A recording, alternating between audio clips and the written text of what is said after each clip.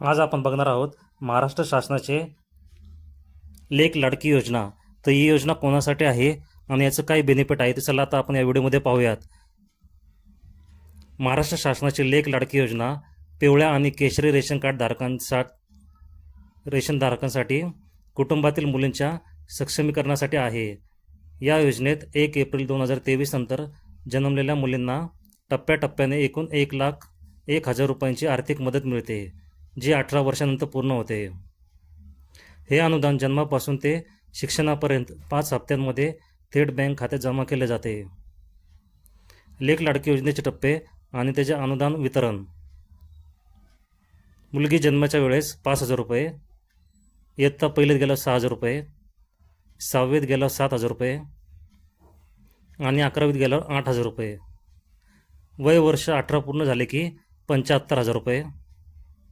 पात्रता आणि अटी एलिजिबिलिटी कुटुंब महाराष्ट्र राज्याचे रहिवासी असावे, पिवळ्या किंवा केशरी रेशन कार्ड धारक असणे अनिवार्य आहे, कुटुंबाचे वार्षिक उत्पन्न 1,00,000 रुपयापेक्षा जास्त नसावे, 1 एप्रिल 2023 नंतर जन्मलेली मुलगी असली पाहिजे, 2 मुली किंवा 1 मुलगा व 1 मुलगी असल्यास या योजनेचा लाभ घेता येतो।